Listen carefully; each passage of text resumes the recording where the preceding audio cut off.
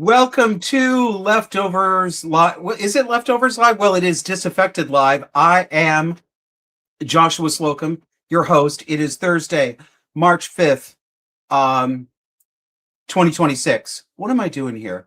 You know what? I don't even know how this lovely background, this behind me, the Disaffected one that goes on the main show. I have no idea actually how it got there. Somebody's been up in my StreamYard.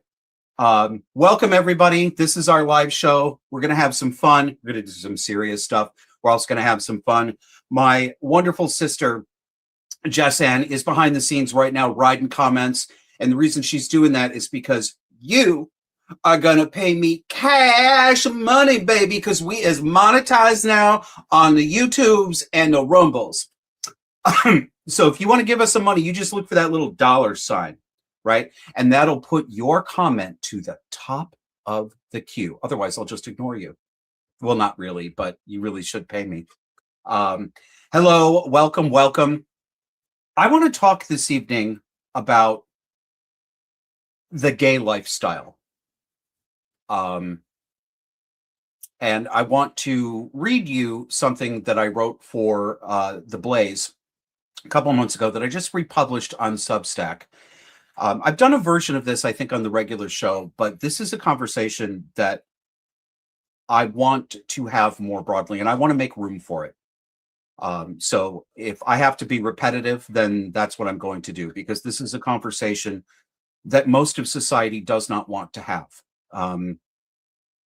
Even conservatives now don't want to have this conversation.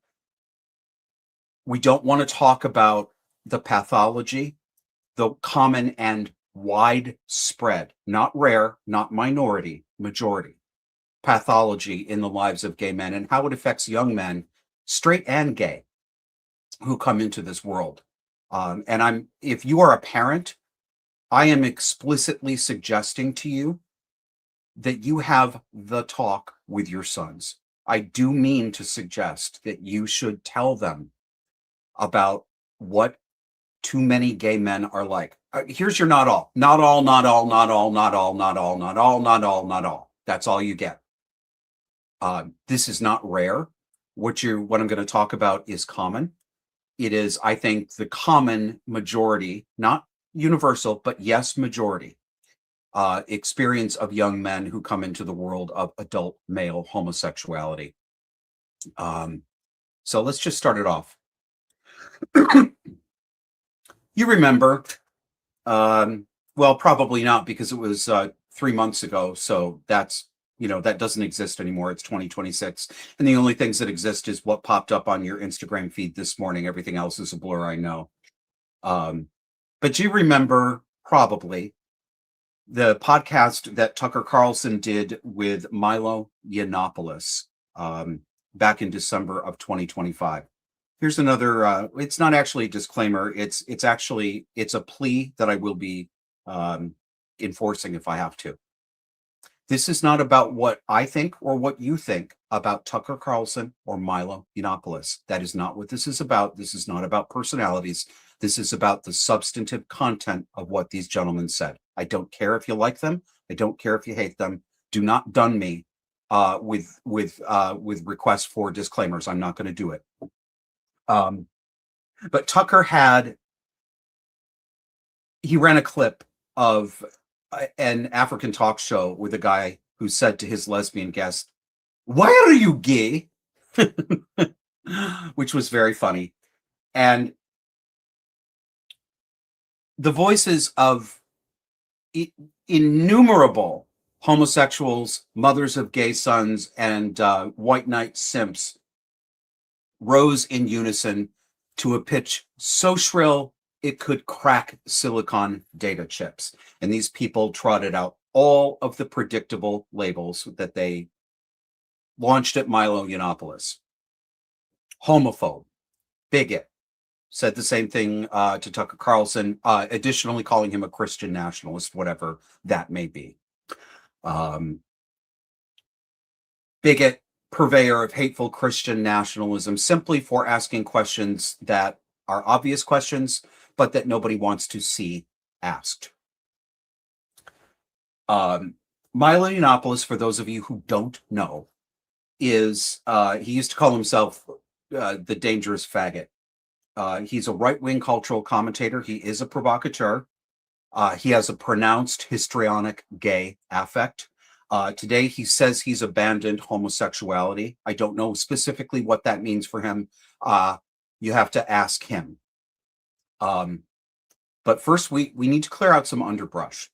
I'm going to try to clear it out, but I'm going to have to come back and re-clear it out because I realize that the things I'm about to say can't be heard because it's just too emotional. So what did Milo Yiannopoulos say on that show? Quote, in almost every case, and certainly in every male case, homosexuality is a trauma response, not a sexuality, end quote. Well, Milo speaks for me. I endorse what he said, and I believe it to be largely true. I believe I became a homosexual because I grew up under a mother with narcissistic personality disorder, never having met my father, and having a pedophile, a child beater, a wife beater, and an attempted murderer as a stepfather. Yes, I do think that those things combined and pushed me into a homosexual orientation. I think that is the case for most, although not all people. Three things to keep in mind, if you please. I do believe that the large majority of male homosexuals are homosexuals because of child circumstances and trauma. I also think that of women, but I have less specifically to say about lesbianism right now. Number two, I also believe that most, though not all, right? Guys, applaud for me. I'm doing the thing, right? I'm doing the thing everybody wants me to do. That won't matter.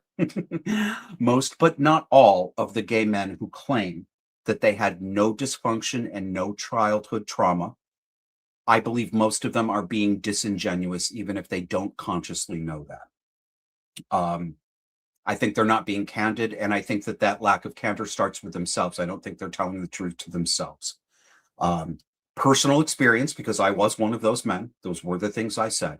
Personal experience, but also professional experience dealing with clients that I do coaching and consulting with, as well as my own personal experience of more than 35 years living as a homosexual and spending many of those years actively in what is called the gay community convinces me that of this view. That's why I believe what I do. But of course, no, I'm not claiming that every single male homosexual had abusive parents.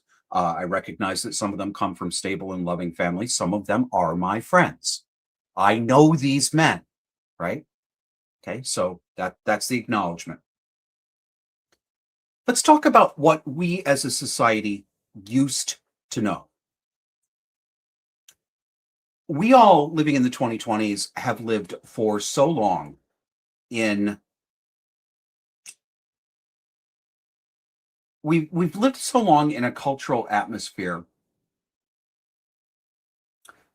that enforces the idea of born this way, that even people who are my age have forgotten what used to be considered common knowledge about homosexuality. Those of you who are middle-aged might remember that until the past 25 years or so, homosexuality was largely culturally understood to be the outcome of an abusive, neglectful, or otherwise dysfunctional childhood. And it wasn't only psychiatric researchers who held that view, although they did. Everyday Americans noticed that most male homosexuals had troubled or non-existent relationships with their fathers. They also noticed that male homosexuals were usually unusually close to their mothers, emotionally enmeshed. And they also noticed that many of these mothers had overbearing, domineering, or melodramatic personalities. Now, if you are younger than middle-aged and you are hearing this with shock and you don't believe me, I get it, but I am telling you the truth. This view was not universal, but it was normal. This was considered a normal view. It could be spoken. It was allowed to be spoken. It's not allowed now. But this understanding has been completely recast over the past 25 years as what is called homophobia and abuse against gays, by the very same activists. The same kind of people who say those things are the people who brought you trans kids. They brought you breast removal of healthy teenage from healthy teenage girls, and they brought you cross-sex hormones for teen boys who are actually girls born in the wrong body. That's the same set that brought you Born This Way. Do you know that? Food for thought, maybe?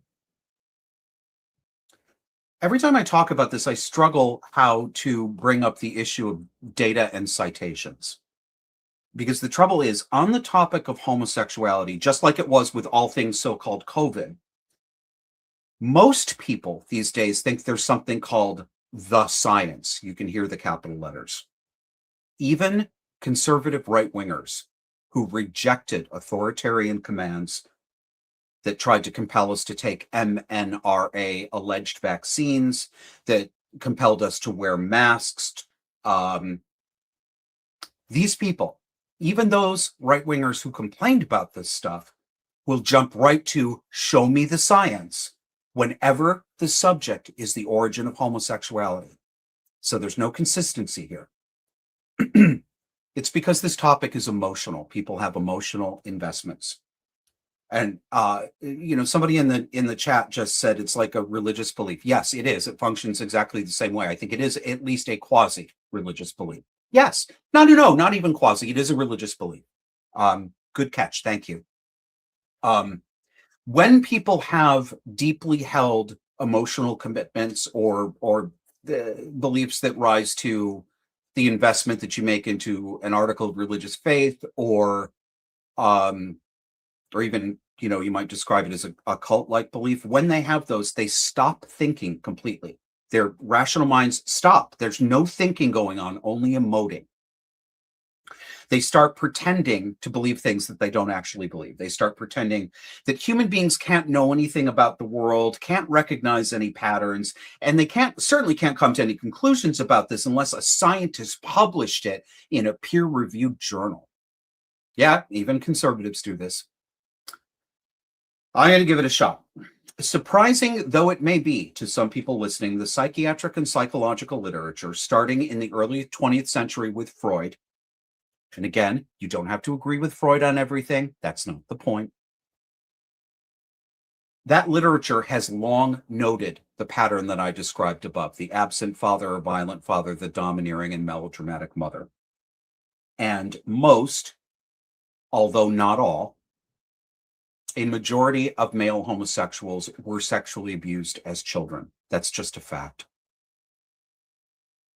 And if you don't like that, if you're one of those 14, if you're remembering when you were a gay man, not a gay man, a boy, at 14 or 15 years old, and an older guy hooked up with you, that's sexual abuse of children. You may not like that, but it is true. I was not sexually molested as a child by a parent figure or anyone else, to the best of my knowledge. If I do, I simply don't remember it. I was sexually predated on between the ages of 12 and 13 when I was placed in a boys' home by a slightly older teen boy. But my awareness of my erotic attraction to men preceded that encounter by at least 4 or 5 years. Yeah, I'm saying that by the time I was 9 or 10 years old, I was having conversations with myself in my head where I was fully aware of what I said. I'm a homosexual. I'm one of those people they talk about on the television. What am I going to do? So, my experience in the boys' home was preceded by a nascent homosexual identification. So whatever effect that incident had on me, it did not start this process. He's been on the show before. There's a commentator and I guess he would describe himself as an ex-gay, former Catholic, now Orthodox, called Joseph Chambra, and he's got a website. You should look him up. His last name is spelled Sciambra, Chambra. And he's got a blog, and he's published a number of articles on this phenomenon, many of which include bibliographies that round up a lot of this literature. So you can find some of this there. It's not complete, but it's a really good place to start. Now, normally, people don't demand something called the science on non-emotive subjects. Nobody, for example, nobody demands the science before they notice that most teenage drivers are erratic and dangerous, and therefore it pays to drive defensively around them, especially teenage boys. Although I can't say that anymore. I'm noticing exactly the same behavior from females on the road. They don't demand the science before they say, you know, teenage drivers are dangerous, because it's not controversial. Everyone knows that they see it and they hear it. They know that they experience it. But today, even conservatives are invested in the born this way gay narrative. And while I am pleased that conservatives and the right wing did come around on the existence of unfair laws that penalized homosexuals simply for being homosexual, they did come around on that, and those laws did exist. I'm not talking about laws that have been characterized as homophobic, but were actually just appropriately punishing men for lewd public behavior, public obscenity, cruising in the parks for sex, those sorts of things. Those are called homophobic laws now, but they're not. They're simply laws against depravity. So I'm glad that the right wing has begun to understand that laws that made you legally vulnerable simply for the state of being a homosexual were unfair. But I am not pleased at all that the average Republican now treats born this way as the end of the conversation, and they do. This was not true 25 years ago. And if you are a conservative who finds that uncomfortable, or if this sounds mean to you, I think I know one of the reasons why. You've got homosexuals in your family and you love them. Well, so do I. Some of them, though, are your children. And that's where this is coming from. That's where the anger is coming from. I know. If they're your children, you might be hearing an implicit accusation. You are hearing, he's saying I'm a terrible mother and I made my son gay. No, I'm not necessarily saying that. I might be, but I'm not necessarily saying that. Even if you feel that I'm saying that, feelings aren't real. I don't know well, I know a few of you. I don't know the people who read my articles. I don't know how they raised their children. And as a peer support coach and consultant, I have spoken to many, many moms and dads with gay children. They're loving mothers and fathers. You can't always find the answer, but sometimes they made mistakes, or divorce or other trauma happened in the family. And I've got to give credit to my clients on this, the ones who've come to me to speak to about this. They ask themselves, you know, did our family structure influence this in some way? I've had mothers who reported that they very much regret divorcing their husbands, or having the kind of husband who needed to be divorced because some of them were abused. You know, there are times when divorce is the least bad option. But I've had mothers say to me, not only was I a single mother, but I raised my son with feminist, liberal, woke ideas. And I think I have some responsibility for the fact that he turned out to be trans or gay. And they're right. That doesn't mean they're horrible people. Doesn't mean that they're condemned. It is possible.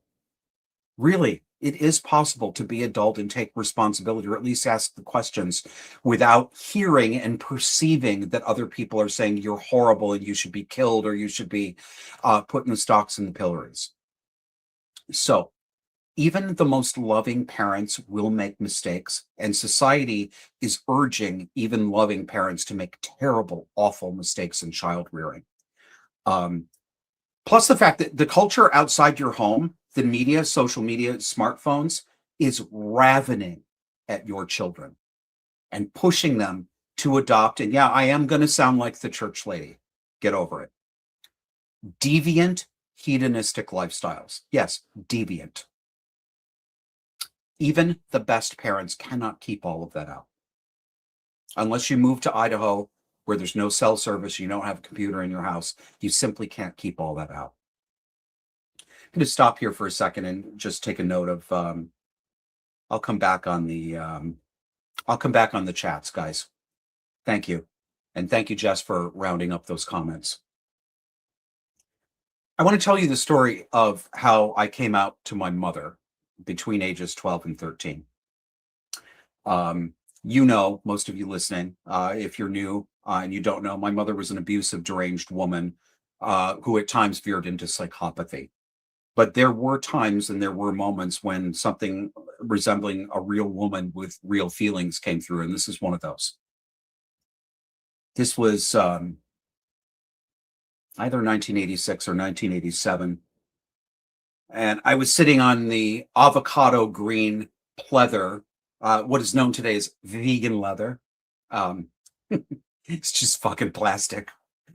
It was a pleather avocado green daybed that we used as a couch. And my mother was sitting in her chair with that square glass ashtray. Actually, hang on a second. I'm going to show it to you. This is not that one because ours was clear, but you guys will remember this. It's one of my favorites. This ashtray. Isn't it a beautiful green?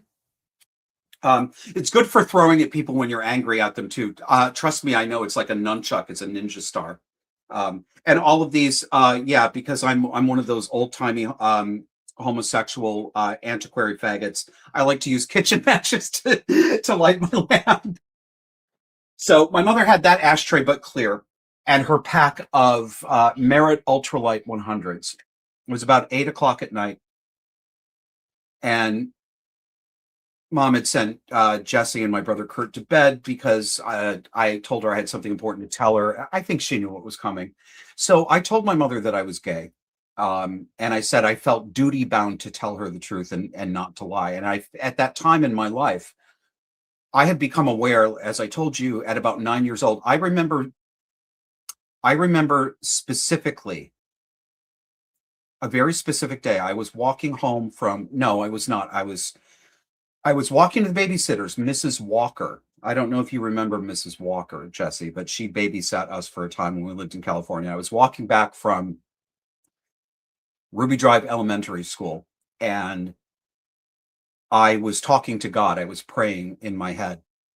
I remember the day. It was overcast. I remember the cars that were on the street. And I was praying to God, please make me a normal boy. Please make me a normal boy. I don't want to be like this. Because I already knew that I was sexually attracted to boys. Yes, I do know it's young, and it was pre-puberty. Yeah. That's another outcome of child abuse, even if you aren't directly sexually molested. When there's sexual dysfunction in the home, as there was in my home, even if it didn't directly affect me physically, children tend to sexualize early. But I didn't get any answer that I recognized, and I continued to be attracted to men. But that day was the beginning of what I would call my first serious clinical depression. And I do mean it. I've been depressed many, many times in my life. And that was the first time it started at 9 years old. So I had already been living for years, feeling like I was a lie, that I was dirty, that I was damaged, and that I was sinful. And I wanted to get that off my chest. So I told my mother, and looking back on it now, I shudder that at that tender age, I was already working myself into what became a gay identity that would trap me for a long time in promiscuity, addiction, and emotional disturbance for decades after that. But I didn't know any better at the time. I was just a kid. But I was getting the messages. Even then, I was getting the messages that, you should come out. That's, gay people suffer because they don't come out. That was already in the air. I was unusual. Very few 12 or 13-year-olds in the mid to late 80s came out that way. So I was unusual, but I'm not the only one. But my mother started crying, and it wasn't her usual self-pitying or performative crying. And it wasn't the angry crying, and it didn't come with slaps or insults. She said, this is to the best of my knowledge. Obviously, I don't remember the specific word quote sequence of everything. It's very close to this. She said, I worried for so long that I would do this to you, that I would make you gay. I never gave you a father, and the father figure that I brought into your life turned out to be a monster. It was one of the most honest things my mother ever said. And it was one of the few one of the few times I can remember her seeming so genuine and honest and seeming to genuinely care about my well-being, because our mother wasn't much for feeling normal parental responsibility. And she said, I'm not crying because you're gay. She said, I'm crying because I know that life is going to be harder for you. And I'm afraid that you'll get a disease and that you'll die early. Please, please be careful. So that went on for a couple of hours. And, because, my mother had already parentified me. She turned me into a surrogate husband, an emotional caretaker. And that's almost universal with personality disordered mothers and their children. I started comforting her. The thing that got me in the moment, that made me emotional, was the thought that my mother was feeling any responsibility for this. I felt like I had done something terrible to her to make her feel this way. So I put my arms around her and I said, you didn't do anything to me, Mom. I was born this way. And I believed it. Now, it is true that my mother never sat down one day and had the conscious thought process, how can I derange my son and turn him into a homosexual? Obviously, that never happened. But what my mother feared that night did happen. It did happen. The abuse, the deprivation, and the disordered emotions in my childhood home, the lack of a father, the violent father figure, and my mother's own emotional disturbance, I believe, did largely make me into a homosexual. Now, how I choose to behave and what actions I choose to take in the world are my responsibility and only mine. But I didn't choose to be sexually disordered this way. I was just a kid. That's the thing. This gets mixed up in this conversation a lot too. Being gay is not a choice. And when I say being gay, I'm talking about the state of having involuntary, just like with heterosexuals. You can't, if you're a straight guy or a straight woman, you can't. It's not possible. It's stupid. I don't know why people continue to say this. You cannot wake up in the morning and say, I have intellectually decided that although I am attracted to men as a woman, I am going to be involuntarily erotically turned on and physically aroused by women. That's dumb.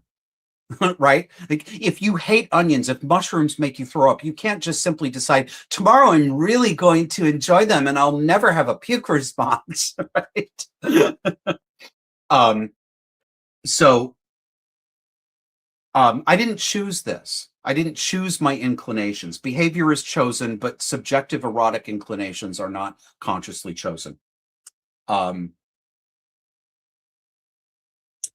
I want to remind, if you are a parent, especially a parent who has a gay kid, if you believe that what I'm talking about does not apply to your family, okay, that's fine. But this conversation is going to happen. It's going to happen, regardless of anyone's hard feelings. People's hard feelings have kept this shit quiet for way too long, and it's time for us to get past that. So if this is not you and it doesn't apply to you, go in peace. I'm not accusing you of anything.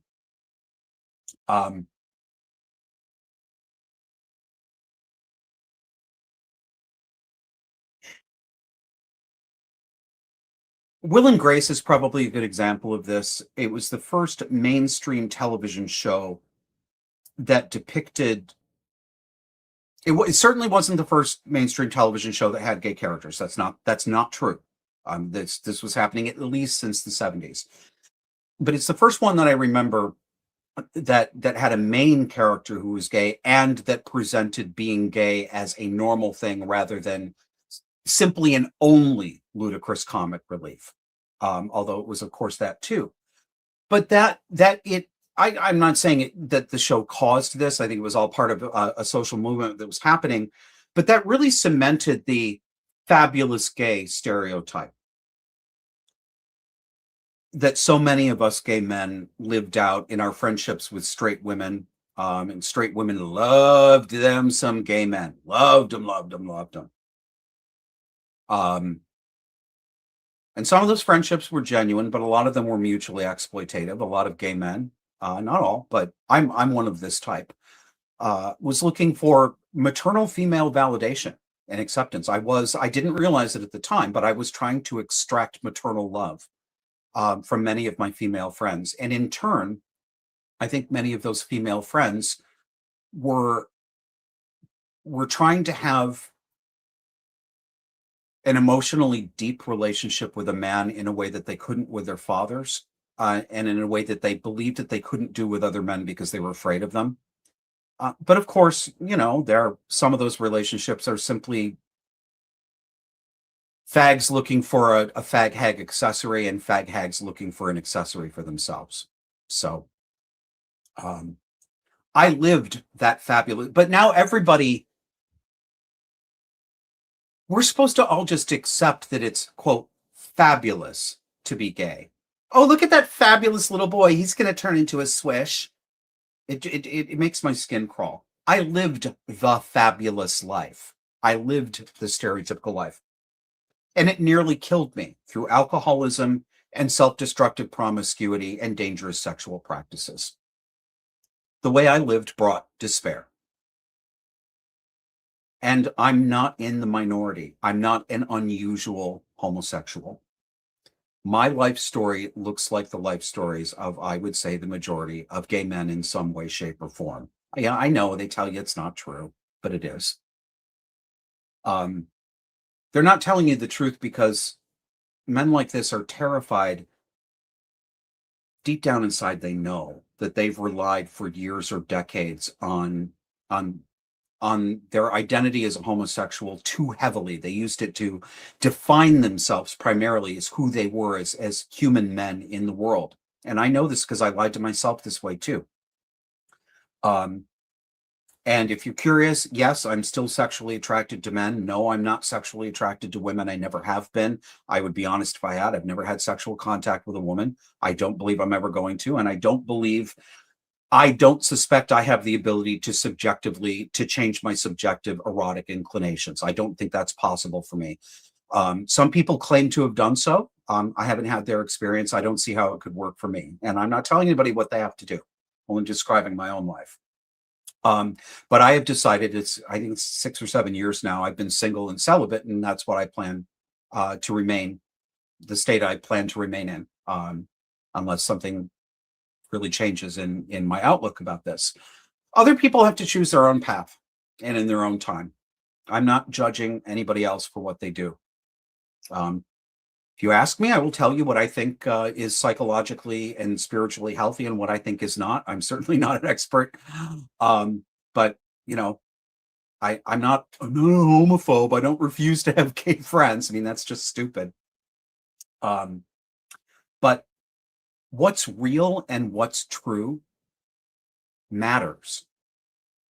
And what I'm saying, even if it isn't true for everybody, is real and is true for a lot of people. And there's very, very little room to have this conversation. And I don't accept that, which is why I keep talking about it.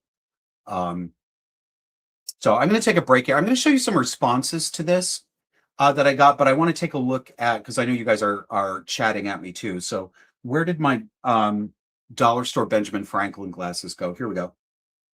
On YouTube.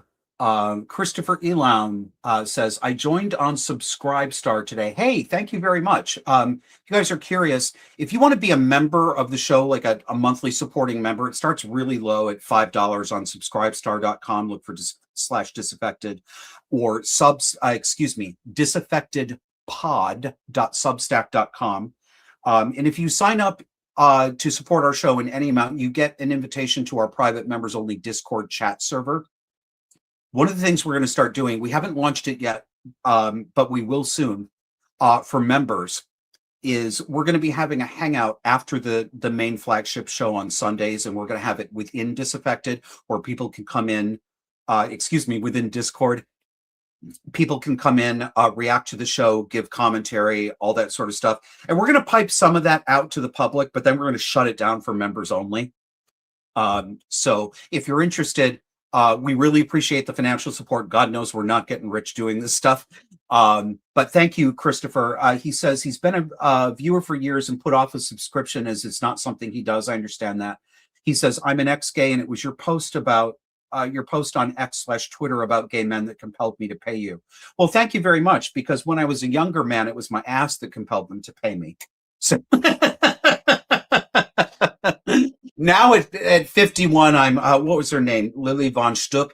Everything below the waist is kaput. All right, next comment. CB75075, $20. Thank you, sir. Very generous. He says, we understand that strong, abusive fathers create strippers and porn stars. That, and some male, like a brother or dad who diddled them. Yeah, that is the experience of most women who end up. I would say it's every single one of them. There is not a single stripper or prostitute out there who was not sexually traumatized in childhood. It's just not real. Normal people don't do this stuff, guys. Normal, stable people don't live the life I lived. I lost count of how many men I slept with. It's the many hundreds. I'm not, I know it's grotesque. I'm not proud of it. I wish I hadn't done it. But I'm typical. I am typical. I know men who slept with 1,000 or 2,000 other men. And that ain't rare either. So CB75075 says, we understand this in girls, so why not believe gays were abused into existence? Well, the problem, sir, is that you are being logical. And that's oppressive. That's why. Commenter Tootsie5593 says, howdy, Josh and friends. It's Hammy from Verity Report. Hey there, nice to see you. Hope your day is going well. Thank you. It is. I hope your evening is going well. As I disgust you with my depraved and obscene lifestyle. So, I put what I just read to you. I did a version of an article that I wrote for, that I was commissioned to write for The Blaze, Glenn Beck's network online. And I just, for the first time, posted it on Substack.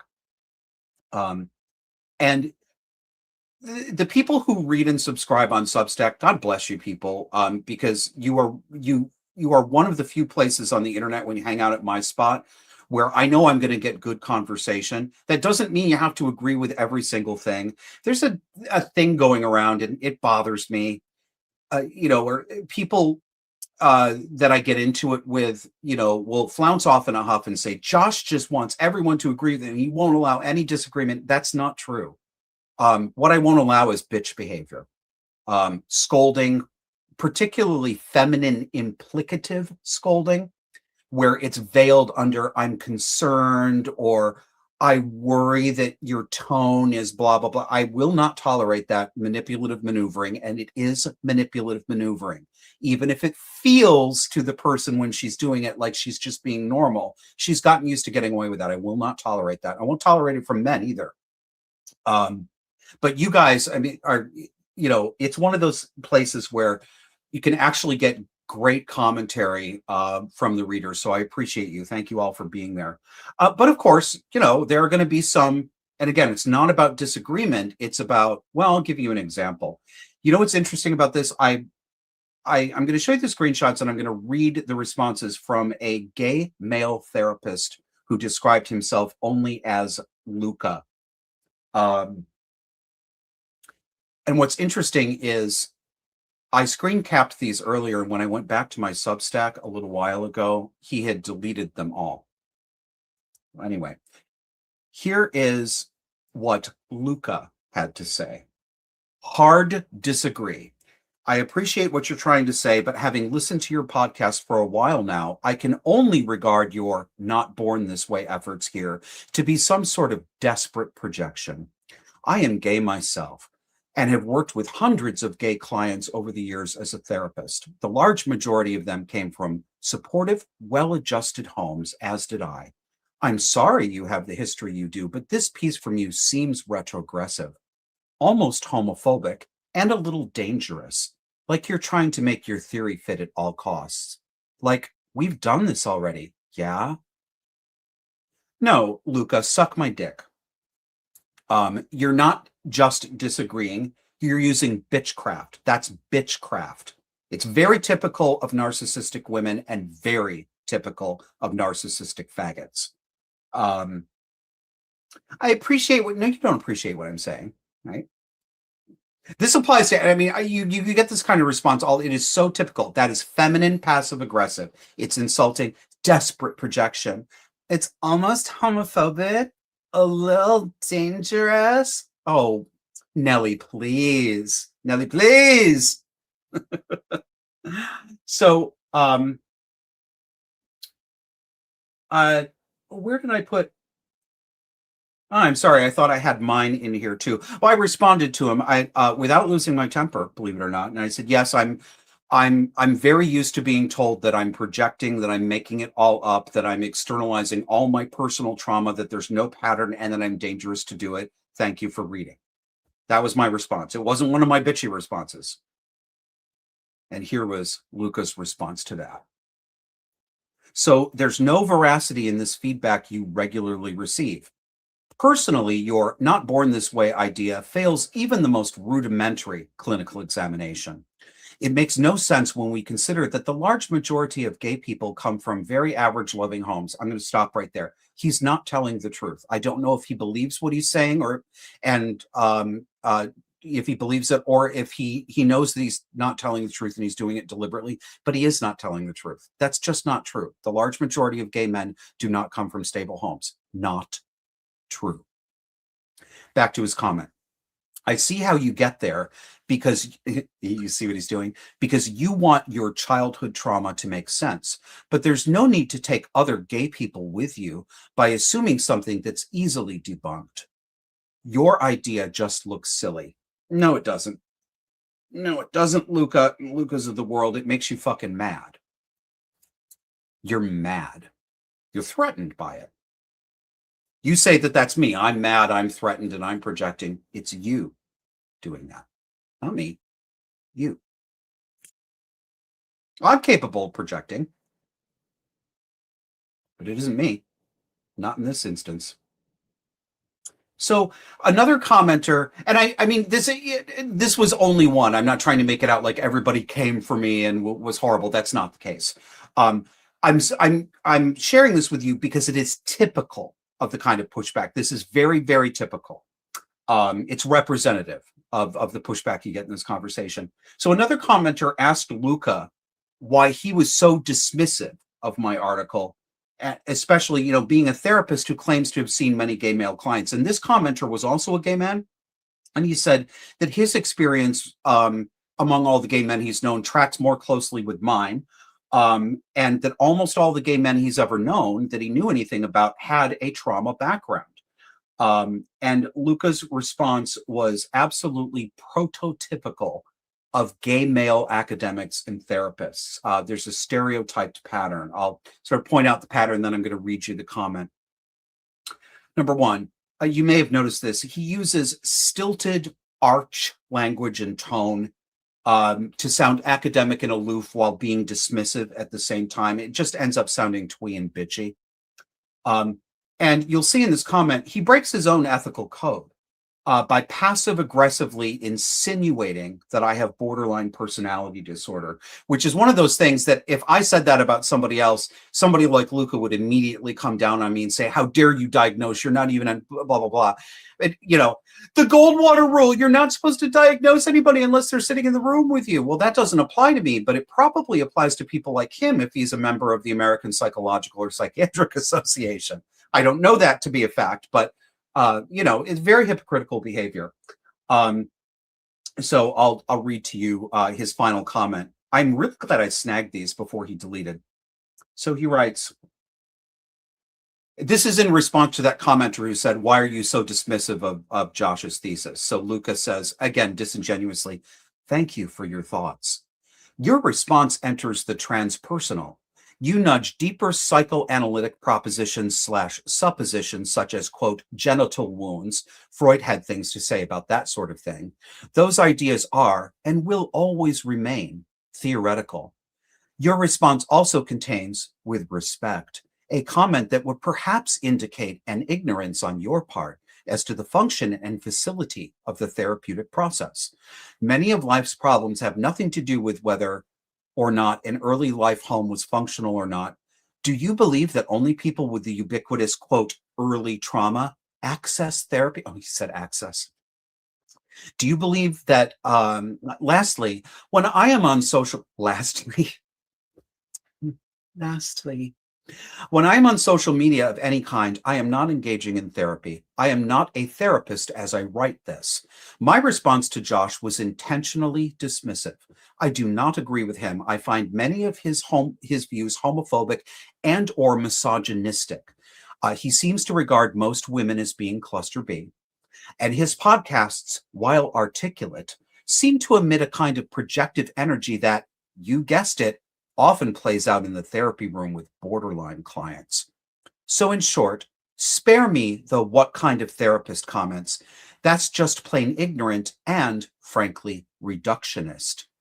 Therapists are human and are permitted to express their thoughts, however inelegant, as they wish. Go well.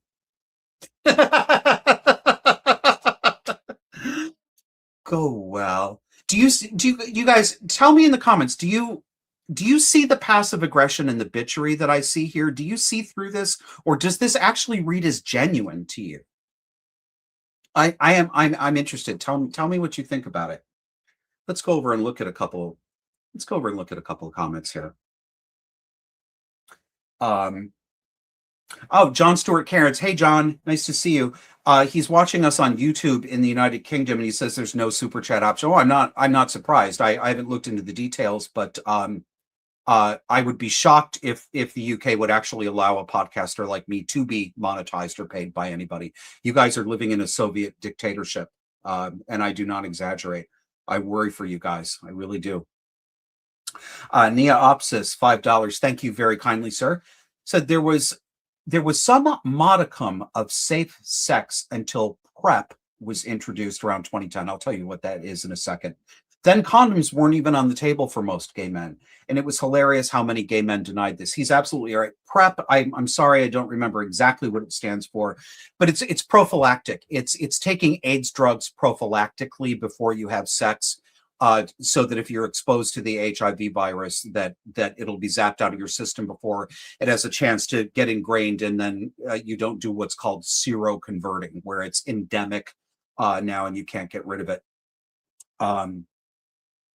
That was the kind of I call it the gay emergency, the emergency plan B pill, or the emergency abortion pill. This was a protocol that was used before it came out as a take it before sex. If you had unprotected sex or an accident, you could go and get a month's course of AIDS drugs if you got in there within the first couple of days to hopefully flush it out of your system. I did this once, actually. Again, not proud of it, but it is something that happened. I don't know how I got through my life remaining HIV negative, but I did. But I'll tell you something. I'm awfully glad I don't have to take this stuff every day, because it was a month of absolute gastric misery. That shit tore my stomach and my digestive tract up something fierce. These are hardcore drugs. They are not gentle on the body. So let's see here. At this point, I would like to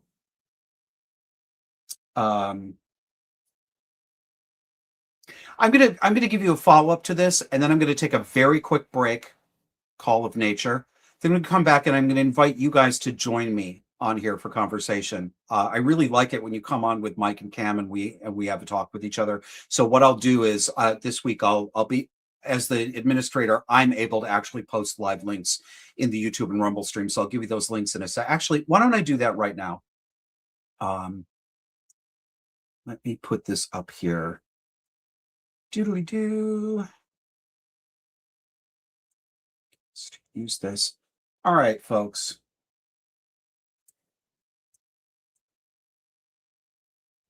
if you see a link from StreamYard, tell me if you see it in the YouTube and the Rumble chat, please, because YouTube shows me something different than what you see. Tower of Babel shit all over the place. Let's see. Here. Actually, I'm going to put up the let's do a break thing. I'm still getting used to streaming, and I'm probably going to have to do this again. Sorry, guys, but I have a bladder the size of a pea. I am not a camel. It's like, what did they say during the COVID years? You are not a horse. Do not take horse paste. Lol, LMAO. We're the CDC. Lol. Lol. All right. Background. Okay. Be right back, guys.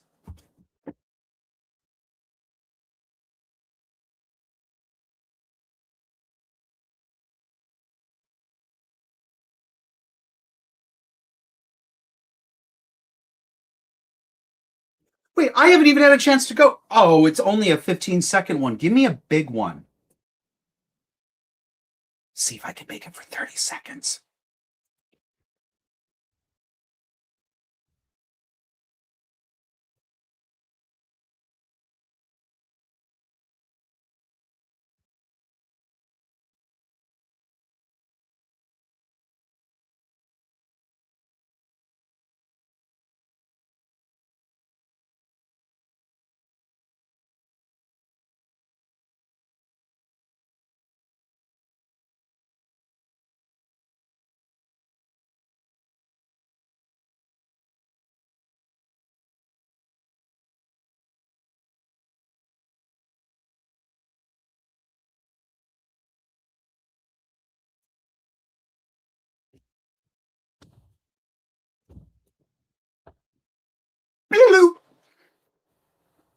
Thank you for your patience.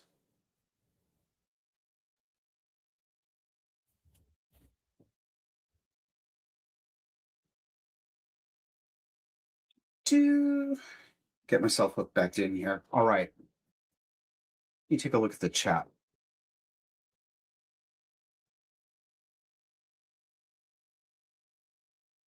Arclight 2879, $5. Thank you very much.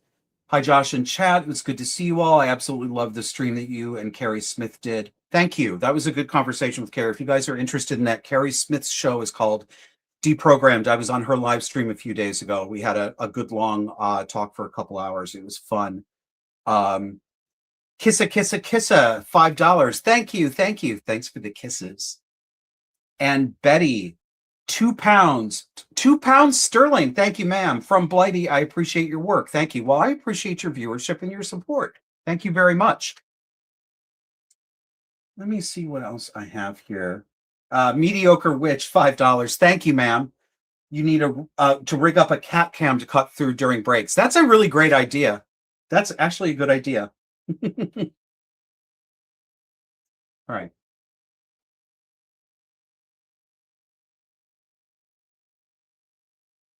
Okay, so to round out the sort of serious, sexuality stuff part of this stream. Oh, by the way, Jess, did anybody respond? Did they see that? Were YouTube viewers able to see the link to join the show? Do you know? Did anybody say yes or no? If you could give me an indication in the private chat, I would appreciate it.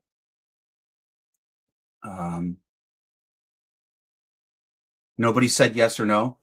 YouTube people, I'm gonna do this again. Oh, they say we see it. Okay, great, excellent. Thank you very much.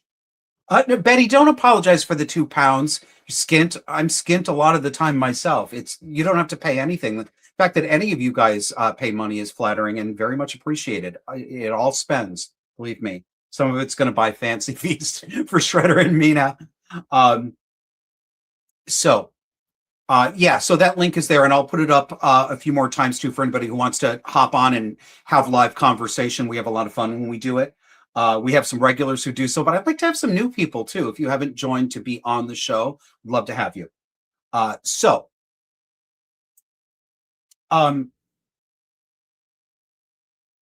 I have been out in the so-called gay community, of course, since I was a young teenager. And by the time I was 15 years old, older men were picking me up for sex. A lot of them. I'll just give you a couple of greatest hits. 60-year-old engineer, 45-year-old priest, 35-year-old writer, 70-year-old in my neighborhood who told me what a special boy I was. And by the way, when I was done cutting his lawn, did I want to go skinny dipping? As an adult, I have walked into countless gay bars, gay parties, gatherings, and have immediately been groped on my ass, down the front of my pants, grabbing my cock and balls, more times than I could count. This is just standard practice in gay male circles. So it's not just a few. And no, it's not just because it's not all self-selection because I was hanging out in those. What other places do you think gay men hang out in? Do you think that there's some sort of like Marie Callender's brunch restaurant for gay men where everybody just acts like a church deacon? Do you think that that nice gay men's chorus is not just nothing but a hookup spot? Do you think that? Because if you do, you better think again. Because it isn't true. And if you do think that, you probably also believe your gay male friends who are married who tell you that they're a normal married couple. Well, I'm here to tell you that ain't true either. Almost zero married homosexual men are monogamous. Almost zero. Now, I don't care what they say to you because I've talked to some of them and they lie. They lie. Sorry.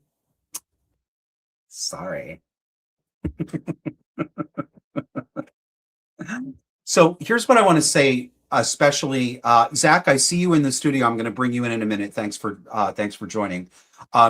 I want to extend this invitation, especially to parents, parents of young men. Parents, I urge you to have the talk with your boys about predatory, handsy, sexually aggressive gay men. There are way too many. It isn't everybody, of course, but it ain't 5%. It ain't 10%. It's just not true. The chances of your young man being hit on, groped, propositioned, perhaps for money, are very high. One of the things that over the past 10 years, as I slowly changed my mind from liberal to conservative, one of the consequences of that is I have a lot of acquaintances and a few friends now who are just straight men. I never had really straight men friends in my life before. And I've talked to a lot more of them than I ever did before. And many of them have told this same story, even about their friends, their roommates in college, getting hit on constantly. The way you talk to your daughters about dressing modestly, being situationally aware, making sure that they're not victimized, there's a version of that you should have with your sons too. I'm sorry that this is true, but it is. And to the gay men out there who may be railing and screaming and raging, sorry, boys, you know the truth too, don't you? I'm going to bring Zach in. Zach, you are into the show, but your own microphone is muted, so you will have to unmute yourself. It's not something that I can do for you. Okay. I'm going to bring Nia Opsis in too. Zach, when Zach may have stepped away from his keyboard, but you are still muted, Zach. If you're trying to speak, nobody can hear you. Nia Opsis, hey, welcome, friend. How are you? What's up? Good. How are you? Good, thank you. What you got for us? I don't know. I thought this was an interesting conversation. We've been talking about it a bit on X as well. I don't know. You and I both left our gay lives about the same time, 2019, 2020. And Okay. for me, it it was when the trans thing started, coming up. Like I mentioned on a post earlier, when I was a baby gay, we used to say that we would make fun of people who said we were, trying to recruit people to be gay and all that kind of stuff. And oh yeah, we give them a free toaster. That was the old joke. And then all of a sudden, I started seeing this Preferably a Proctor on Silex. The trans thing. I'm like, this shit is in the schools. I'm Say like, so what? Say that I again. was like all over it. I'm like, this absolutely not. This is an abomination, something like that. And I was just losing friends, left and right. And, eventually got to the point where, I was basically a pariah. So What was I can't hear you. Can't I hear you? Hold on. you're saying that you can't hear me, but my machine is telling me that that my audio is working. Is this chat? I I guess. don't want to turn on the TV. Here, hold on. Oh, okay. And apparently, Matt, it's on. I think it's on your end. I'm sorry about that. It's an audio problem for you, sir. Yeah, I can only hear you on the delay. Anyway, I will beg off and we will try again. Okay, yeah, you're welcome to come back if you want. Yeah, a nice refresh, a whole refresh would help. Let me put that link up again. Any of you would like to join me on camera, or Mike, you don't have to put your camera on. You can be anonymous. You can use a pseudonym. That's completely fine, but you're very welcome to. I just put that in the YouTube chat, and I'm going to put it back in the Rumble chat as well. I'm sorry I don't have a good interface with Twitter or X right now. So if you're on Twitter and X watching us, thank you very much. I do appreciate it. But if you want to participate in that live chat and get the link, hop over to YouTube or Rumble. I'm going to bring Jess Ann on as soon as I. This is telling me ban from studio, kick from studio. I'll just kick you, Matt.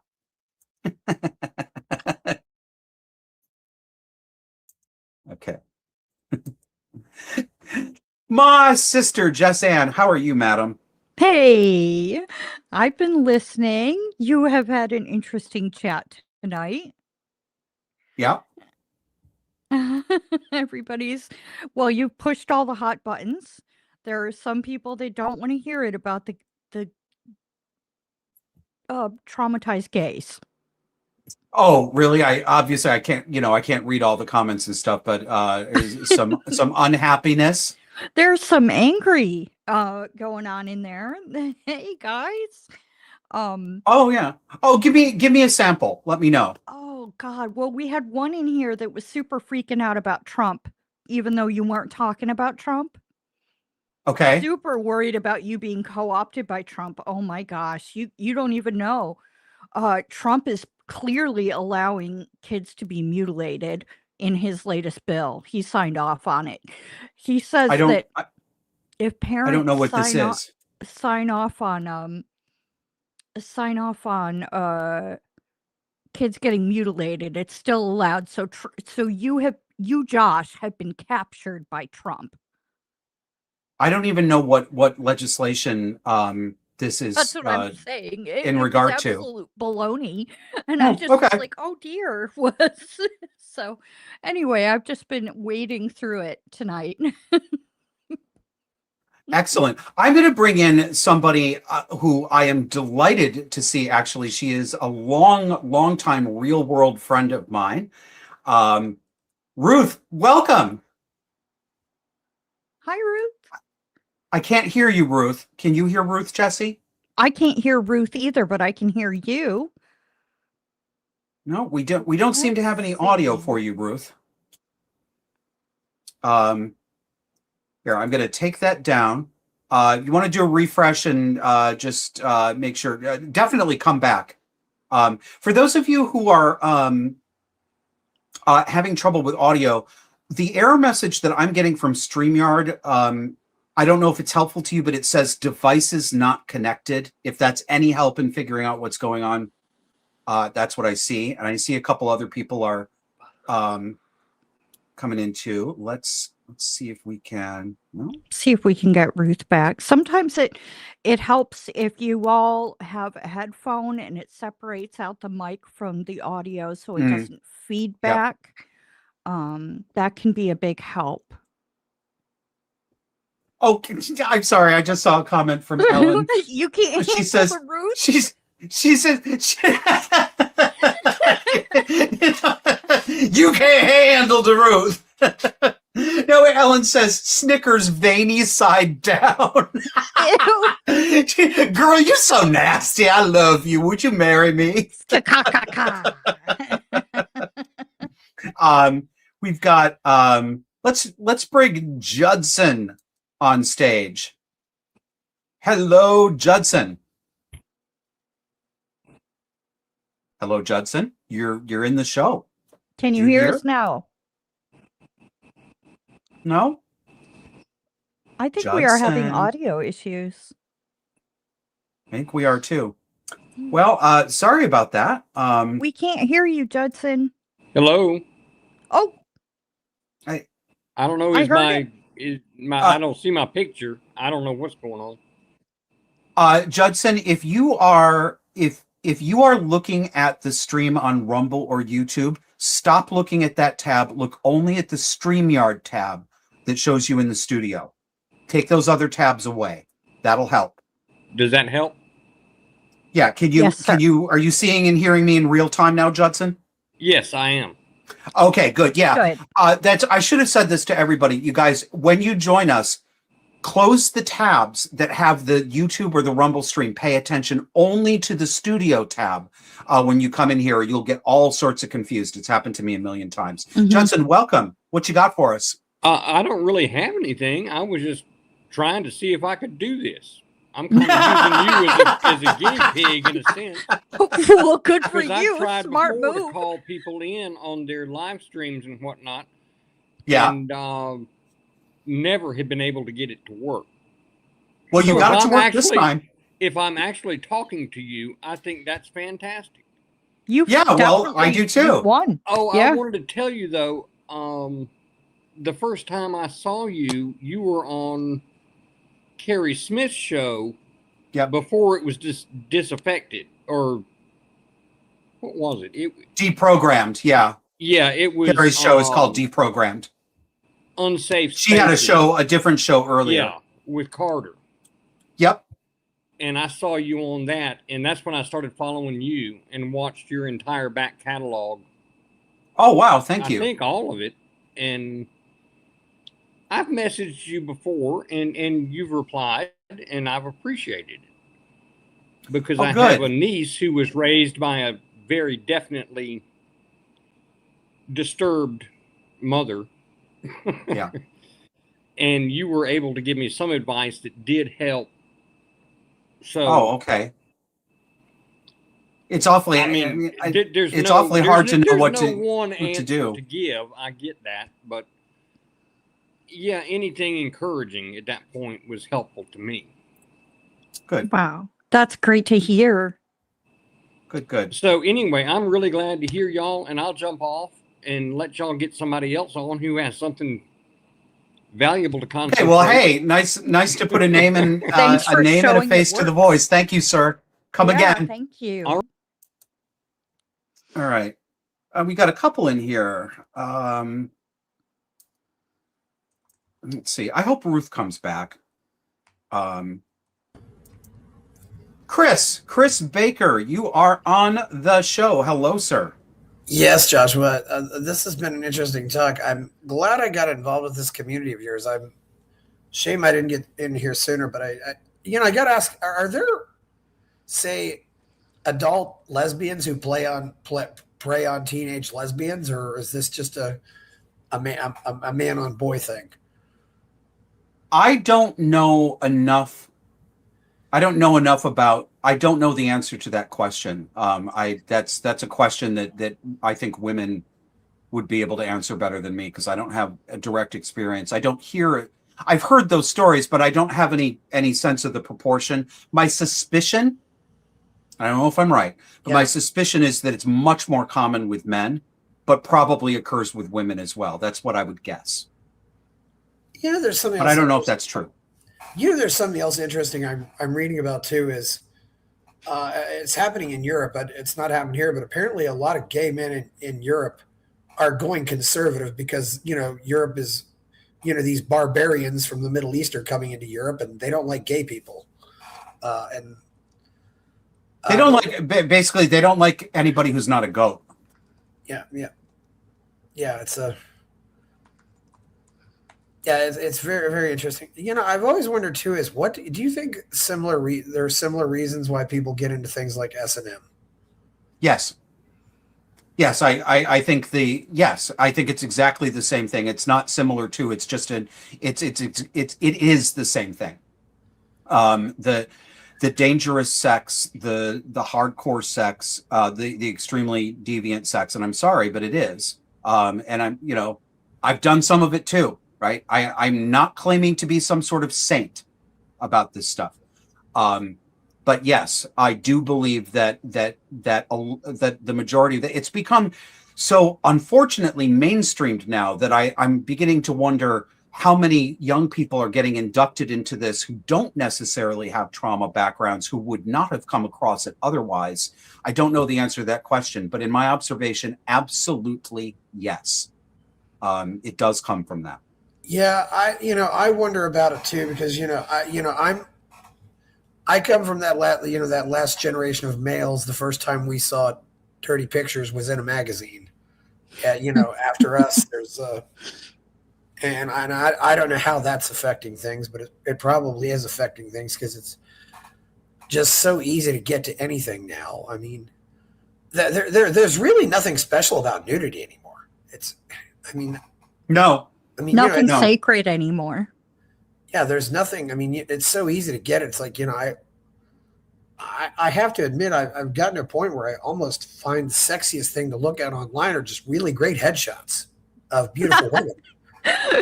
Right? If you can see it all in the face, you've got the prize, right? Because you don't need the rest of it.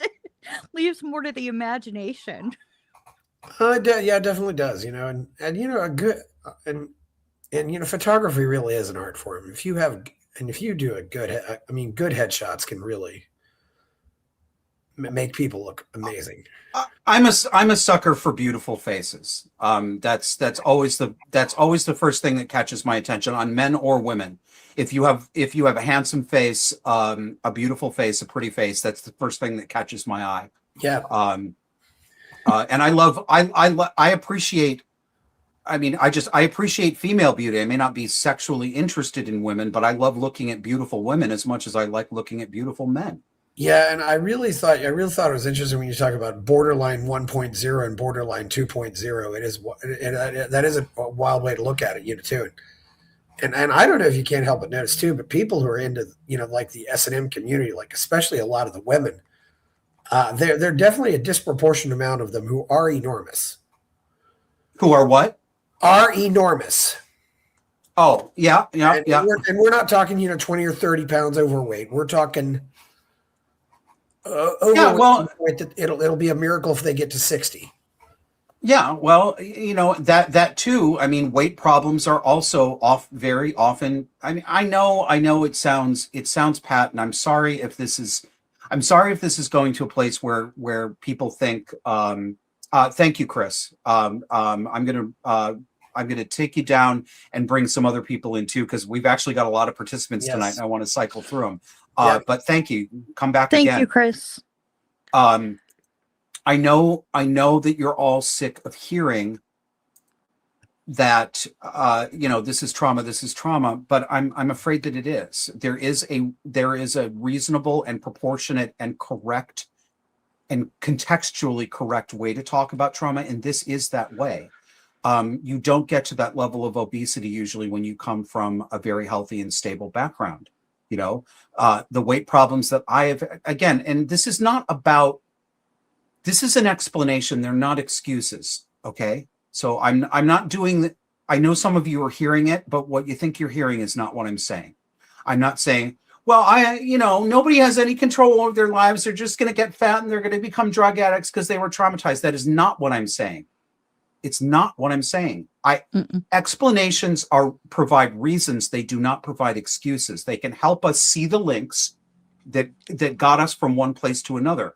But only we ourselves are sovereign and responsible for our own decisions. So, yes, it is true. It is true that I became mentally ill and screwed up because I was abused as a child. No, my mental illness problems were not mostly because of genetics.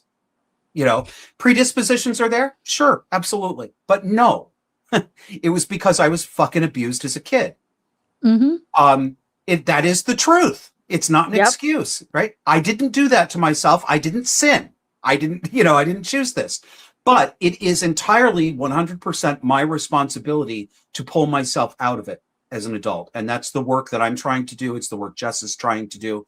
It's the work that most people are trying to do. Two things are true at the same time. Please don't think in binories, folks.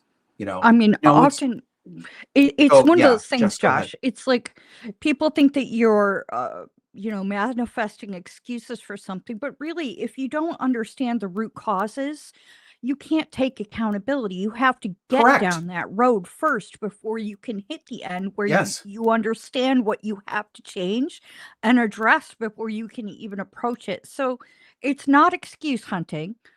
We're not in a community here. We need to grasp your own problem. In order to do that, you have to understand the root of it. Am I right? Am I off base? You are absolutely right. You're absolutely right. And there's a lot of, it takes a long time for some of us. It takes a long time for most people, but everybody's got a different timeline. But yeah, it's years and years and years of waking up to it. I'm still doing it. I've done a great deal of it, but there's still work to be done. You've got a couple of real inappropriate people in your Rumble chat, just so you know. One of them's Adam. Big surprise. And they're talking about goats. Okay. And I saw there's no such thing as inappropriate on Disaffected. And I'm like, I'm dying over here. I'm trying not to laugh. Donkeys didn't ask to be touched by the Muslims. I know. Jessica, you hold down the fort and co-host for a second because I have to take another bathroom break. And I see a couple of you in here. You're in the queue. When I come back, I'm going to bring you up onto the stage. So stay with us, okay? All right. I get to control this thing. Let's see. How much time do I have? Oh. I'm going to see if I can get Josh in trouble. What can we do? Let's see. Where's my funny pictures? Let's see.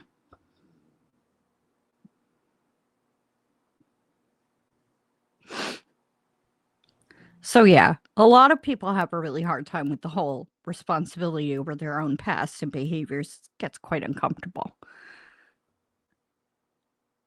And I've noticed a constant stream of people being turned off by the fact that Josh is calling out something that he sees or has experienced and get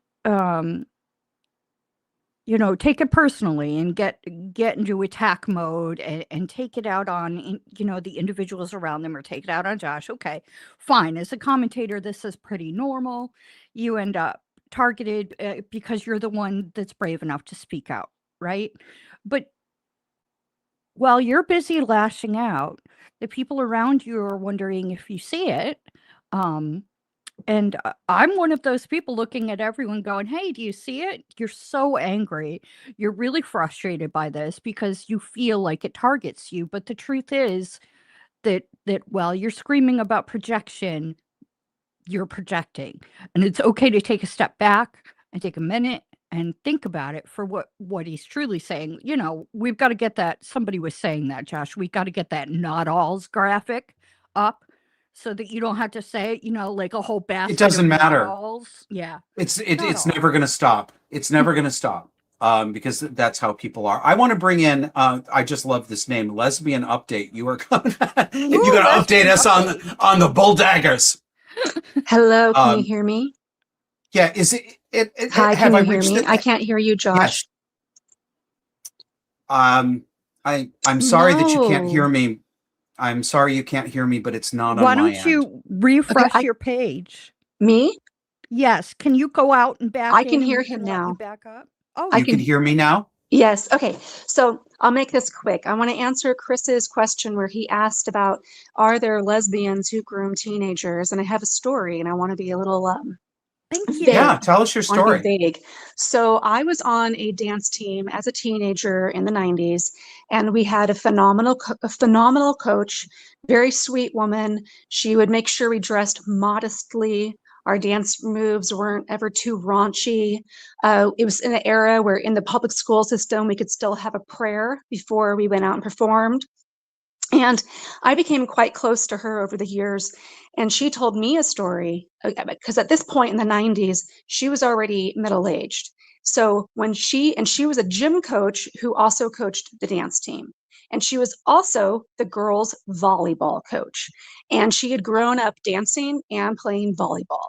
And she told me that when she very first started being a coach and a teacher in the 70s, that I believe it was either the volleyball team or the dance team that she was the assistant coach on. The main coach had all the teen girls come over to her house where she had a pool, and then she had the girls, she was encouraging them to skinny dip. And my coach, Oh boy. yeah, and my coach said that as a young teacher and assistant coach, she knew like, this is not right. And she could tell that even though this woman was not out, she could tell that the woman was a lesbian.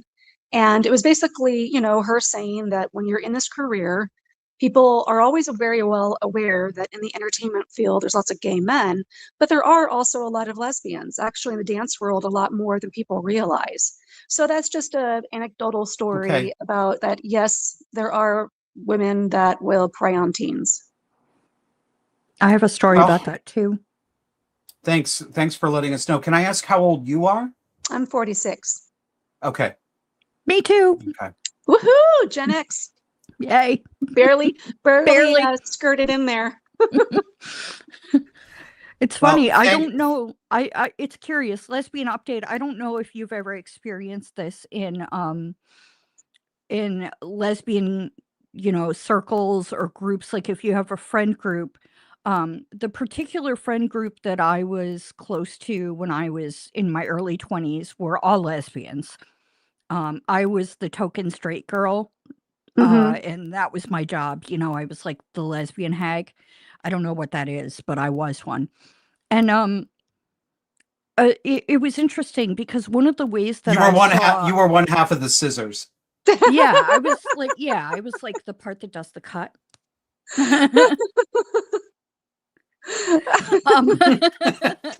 Triangles. You're the camera holder. And one of the ways that younger girls tend to make it in to those was by being runaways.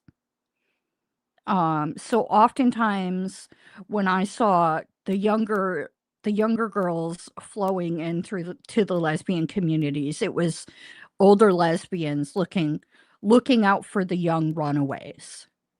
Absolutely. Yeah. So I'll tell other stories. Okay. So I moved to LA when I was 19 to be an actress, and I was always a tomboy, and I had short hair, my head shot, I'm wearing a leather jacket, and I did a yoga training, and the woman who owned the company hires me.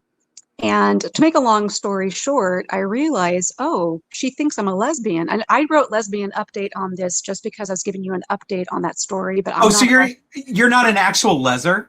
No. Get the hell off my show. No, I was giving an update to Chris's question. I got some real pussy here, bitch. But I just, ebbed and flowed from being tomboy and feminine, and I've just often people have assumed that I was a lesbian. I mean, I don't take offense to it. If you walk the walk and talk, dress in Patagonia and REI clothing, what do you expect? What are you gonna get? Well, I think it's true. Short hair, no makeup, looking like you're ready for a hike.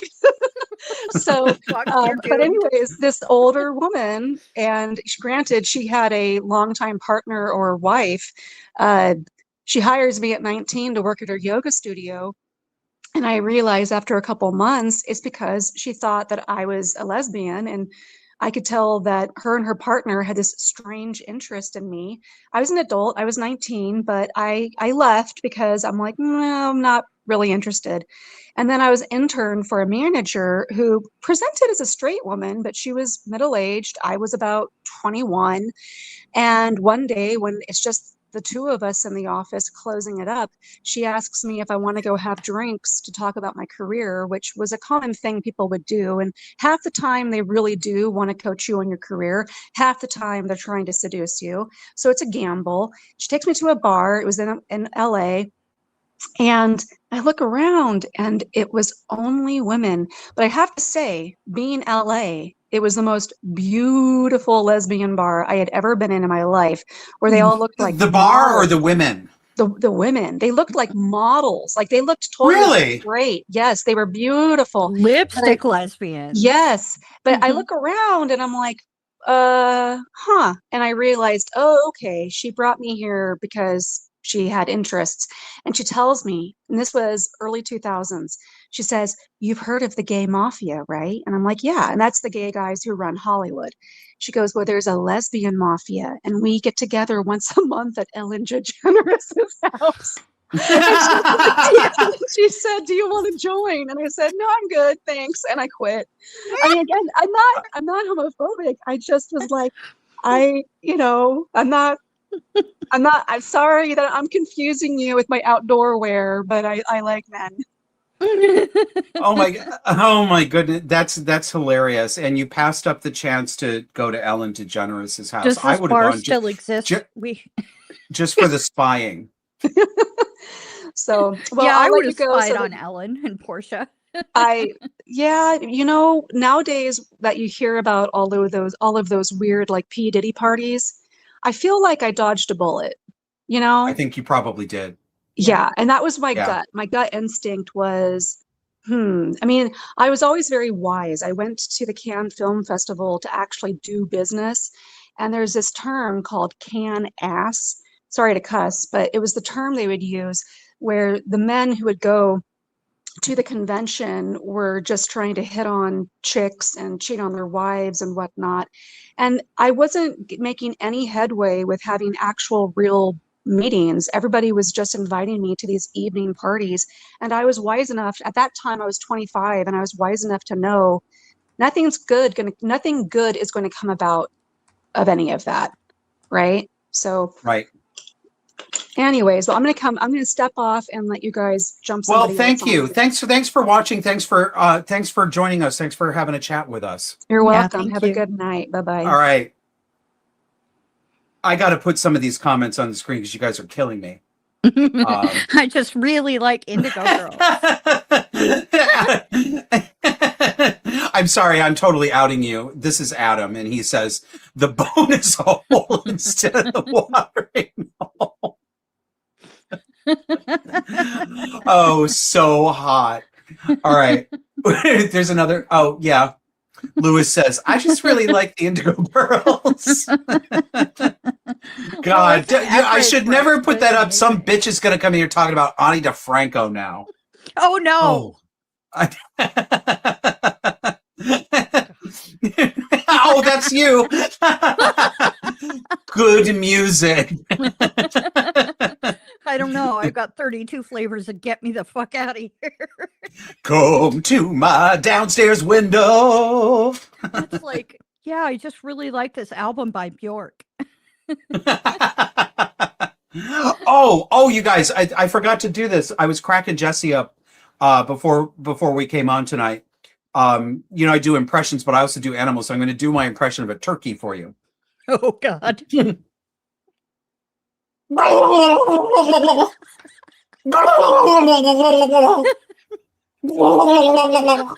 at his hair. It just goes.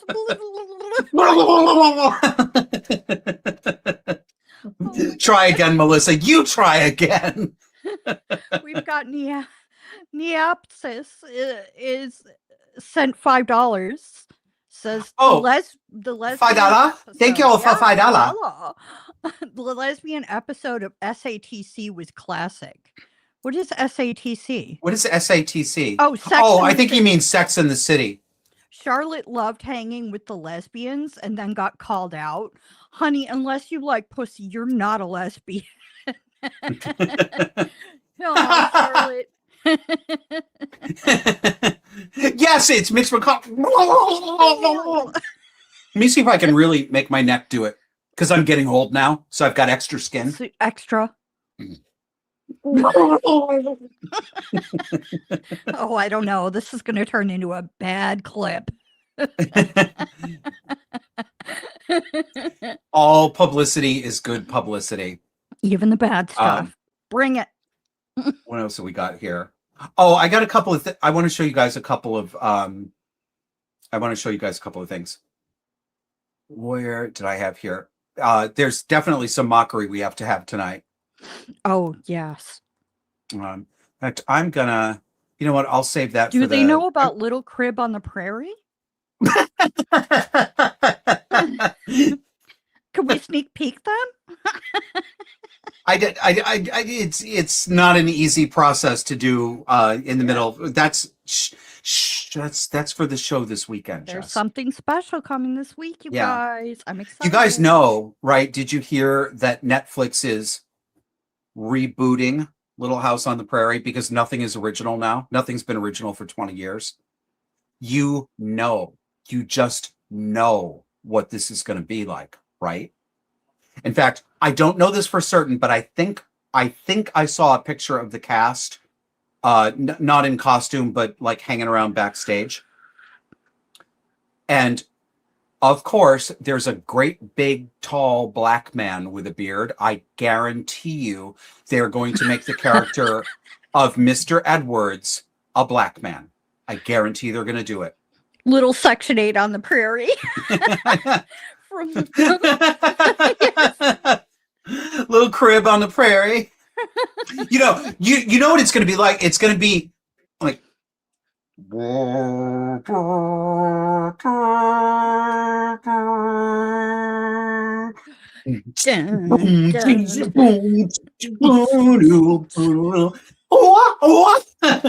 that fucking Conestoga wagon is going to be going like.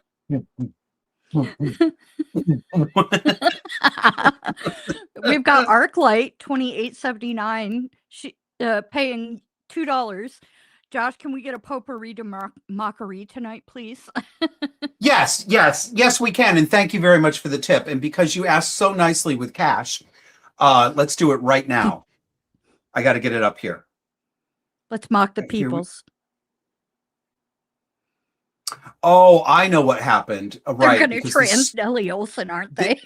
It's going to be the town bully Nelson Olson and his trans girl sister Wilhelmina Nelson. Let me find where okay, here we go.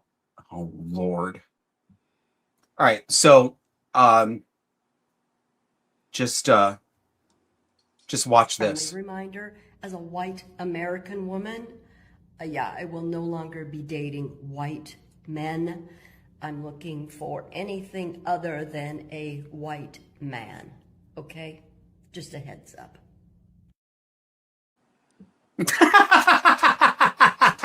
Just a heads up. Whichever one you choose, as long as it's not a white head up. As if even a crack spelunking team could wedge themselves into that sear, desiccated slit. Can you imagine? I mean, honestly, I'm not dating you anymore. Ain't nobody asked for any of that, Stacy. Stacy. Oh my God. What is wrong with these? What the hell is wrong with women? I want to give a shout out to Electric Company for sending £5. £5 sterling. Thank you. Thank you. Did Electric Company have something to say? No, Or it was just gave money? just sending you money, like, like the cheap hooker you was. Yeah. Okay. Well, wait for me after the show. I am not here.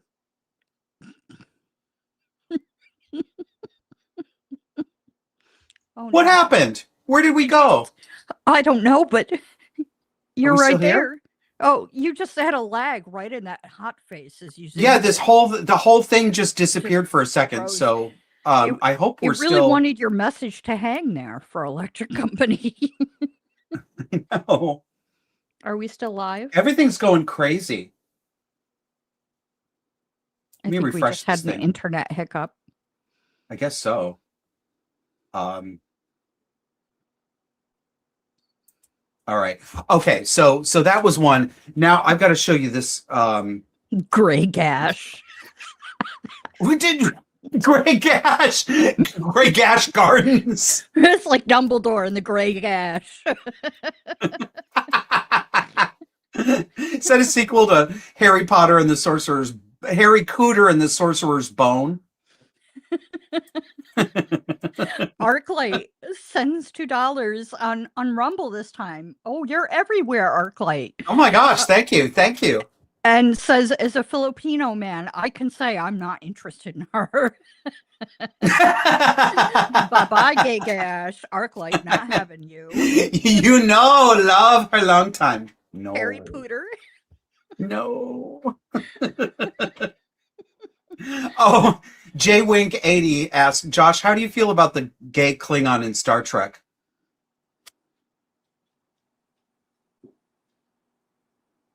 It's always been too many bottoms competing for tops, so I just see it as more competition, frankly. Time was Klingons was real men. There was a time when the warriors were there. You know what I feel about that? I feel like I wish I had that image of Lursa and Bator going, "Ugh, human women are so ugly." A plague on your house. Or was it, what do they call them, repulsive? All right, I do have another funny, but I have to see if I can get it up on the on the screen for you guys. Let me look for it. This stupid platform only lets me preload 10 visual elements at a time. So here's one, and we'll get this one up too. Oh, come on, where is it?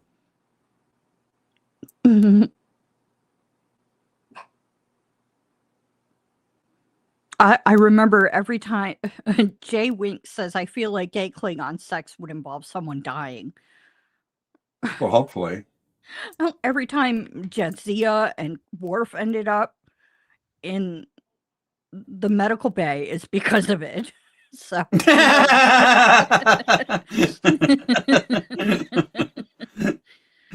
he's like, I'm going to breach this warp core. She's like, symbiote me.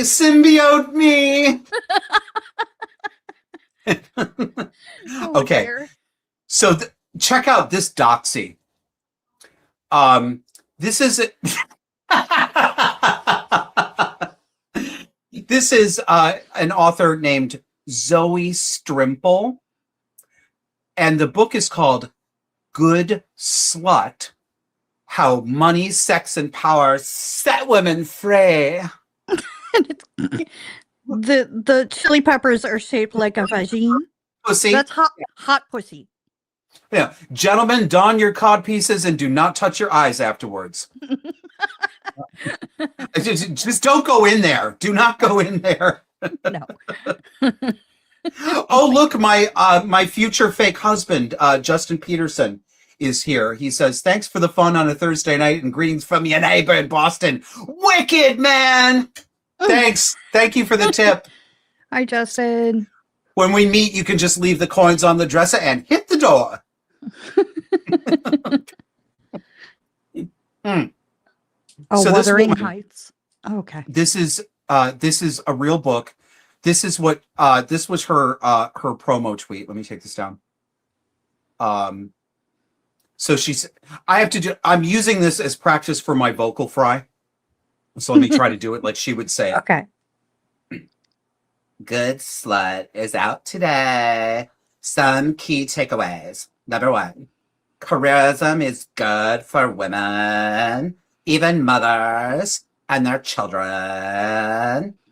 Women do not generally belong behind the sink with a brood.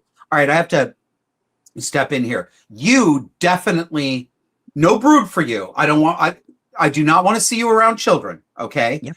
But you definitely belong behind a sink. Actually, you belong in the basement restaurant kitchen with the scullery. You belong in the scullery zone. That's where you need to go. Go, wench. Nasty Henceforth. slut. She goes, Trumpet. a lot of evolutionary psychology is bunk, regressive, sexist, and dumb. The female of the species is quite often the more promiscuous and more deadly. Well, you're definitely slutty. And then finally, attacking us should be dangerous. It should become standard for girls and women to be highly trained in martial arts. Okay. Like what? This is such typical borderline histrionic woman bullshit. Okay. This is borderline female bullshit. She gets off on the idea that she is, I'm sorry, she does. She gets off on the idea that she's a target, a sexual target. This is fantasy. This is sexual fantasy sublimated and projected. None of this is actually real. It is so ridiculous. And the thing about it is, Zoe Strumpet, more like. Yeah, Zoe's trumpet. Yes, excuse me. The character of Adina Monsoon was supposed to be a parody, you idiot. You weren't actually supposed to emulate this. This reminds me, do you remember that episode of Ab Fab? Where Eddie is, she's hosting these women who do like the warrior woman retreat or something. So she's got this like woo-woo new age woman who's like, she's like holding on to Adina and she's like rocking her back and forth. She's like, can you feel my essential oils? And Eddie's like, no, but I can smell them. Get on the bin bag, Zoe, on the bin bag. Her